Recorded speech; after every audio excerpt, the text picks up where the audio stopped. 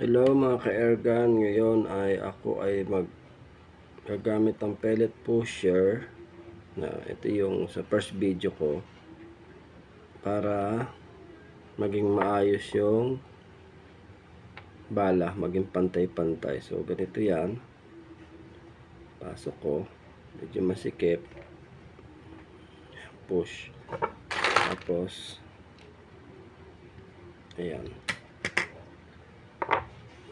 ayun, tapos pasok ulit. Yung iba, kung mapapansin nyo, madali ipasok, pero karamihan ng Meteor, ito yung aking Meteor brand, na karamihan ang hirap ipasok dito, pupush mo pa. Ayan, naubusin ko lang itong Meteor ko. Mas maganda yung Astro. Ang Astro, pagpasok diretso na, konting push na lang. Siguro sa 100, ilang piraso lang ang ipopush ko. Ito makunat, malaki ang ano, kasi ang daming iba-iba ang size ng Meteor. Ayan, sana nakikita nyo sa video. Ayan, ayan, ito pasok agad, oh, pantay agad, di ko na pinush. Dapat ganun, tsaka ko na idadaan dito. Ito, tingnan mo, oh, nakaangat. So kailangan ko pa i-push. Pag idinaan natin yan sa airgun, syempre iba-iba ng tama. Tapos tingnan nyo yung side nya, walang makintab, diba?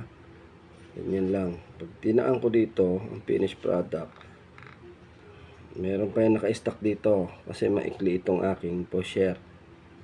Ayan, pupush ko. Nalaglag na isa. Ayan yung pinakita ko, yun ay ipapakita ko sa inyo. Ayan,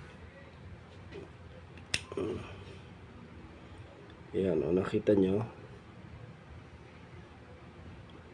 Medyo blurred, wait lang ha. Bagal umano yung camera. Ayan, ayun, o, napapantay lahat ng sides nya. Makikita mo kung ano yung tinamaan, nabibilog siya. So mas tested ko na to kasi tinesting ko na to ng ano, kita nyo, oh, iba-iba. So pag dinaan mo yan, iba-iba talagang tama. Tinesting ko na to, mas accurate. Dati hindi ko dinadaan dito. Ayan, dinaan ko na dito para mas accurate ang tama. Ayan, sure ball. Pagdaan sa barrel natin, napakaganda ng labas. Yun lang, maging ano, hindi lang ako nakakapag-sample kasi wala akong video na maayos pagka nagta-target ako. Yun, tingnan nyo, ang laki ng difference, oh, kaangat lang pa i-push.